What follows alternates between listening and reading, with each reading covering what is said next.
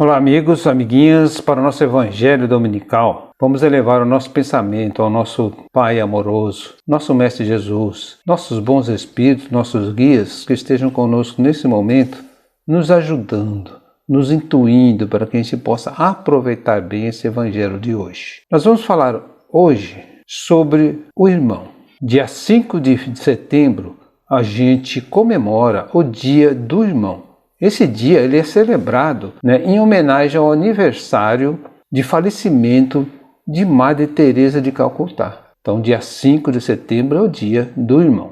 No Evangelho, segundo o Espiritismo, encontramos a explicação para as afinidades e desavenças que existem entre os irmãos. Quem não tem uma briguinha com o irmão, né? De vez em quando a gente se desentende. O Evangelho diz o seguinte: parentesco corporal e espiritual. Os laços de sangue não estabelecem necessariamente os laços espirituais. Ou seja, irmão de sangue não é irmão espiritual. Irmão espiritual pode não ser irmão de sangue. O corpo procede do corpo, mas o espírito não procede do espírito, porque ele existia antes da formação do corpo. Os pais não geram o espírito do filho. Gente, isso é muito importante, tá?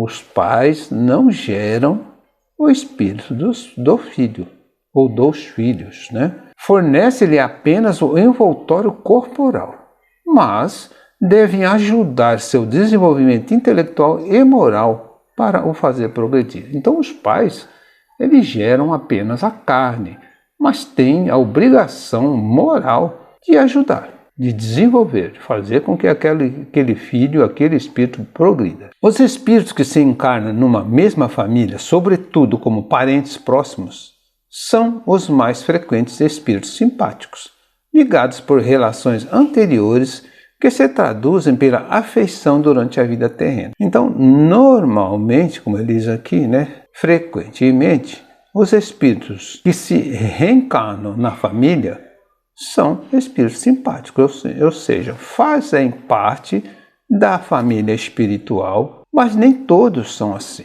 nem todos. Continuando aqui, mas pode ainda acontecer que esses espíritos sejam completamente estranhos uns para os outros, separados por antipatias igualmente anteriores que se traduzem também por seu antagonismo na Terra, a fim de lhe servir de prova. Então pode acontecer de espíritos que eram inimigos ou que foram inimigos numa outra vida e reencarnarem como irmãos. E aí aquele antagonismo entre os irmãos, ou até mesmo pai com filho ou filho com pai, serve de prova. Serve um filho com problemas, ou um pai, ou um irmão no caso, um filho com problemas, ou um irmão que não combina com o outro, serve de prova para os dois. Os verdadeiros laços de família não são, portanto, os da consanguinidade, mas os da simpatia e da comunhão de pensamentos. Então, laços familiares espirituais é a comunhão de pensamentos. Antes, durante e após a encarnação, então os laços de pensamento que unem os espíritos antes, durante e após a encarnação. De onde se segue que dois seres nascidos de pais diferentes podem ser mais irmãos pelo espírito do que se fossem pelo sangue. Podem, pois, atrair-se, procurar-se, tornar-se amigos, enquanto dois irmãos consanguíneos podem repelir-se, como vemos todos os dias. Problema moral que só o Espiritismo pode resolver pela pluralidade das existências. Como ele diz aqui, um espírito irmão, ele pode não estar na família, ele vai ser um amigo, um conhecido, um colega, um namorado, uma namorada, que não casou, mas conviveram por algum tempo. Então são pessoas amigas, pessoas que conviveram junto, que convivem junto, se dão muito bem, porém não são irmãos. Enquanto irmãos brigam entre si. Então, aí no caso não seria irmãos espirituais. Isso trata dos princípios básicos da doutrina espírita, de um deles, que é a pluralidade das existências, que está lá no Evangelho segundo o Espiritismo, no capítulo 4, no item 15. Continuando, há, portanto, duas espécies de família. as famílias por laços espirituais e as famílias por laços corporais ou sanguíneos. Então, só para a gente ter uma ideia aqui, a família espiritual é aproximadamente 500 espíritos ao nosso redor, ou é aproximadamente 500 espíritos simpáticos. Podem ser parentes próximos, sanguíneos, ou amigos, conhecidos. A família corporal, né, como ele diz aqui, ou a família física, dificilmente a gente tem mais de 100 parentes, né? Às vezes a gente tem lá quem ainda tem tataravó, né, bisavó. É difícil quem tem tataravó. Bisavó, algumas pessoas ainda têm. Então, quando a gente ainda tem bisavó, né, então pode chegar entre tios, primos e filhos, sobrinhos, a 100 pessoas, mas dificilmente chega. Na família espiritual, como eu disse, e por volta de 500. As primeiras duradouras, as primeiras que diz aqui, as primeiras famílias, família espiritual, as primeiras duradouras fortificam-se pela purificação e se perpetuam no mundo dos espíritos, através das diversas migrações da alma.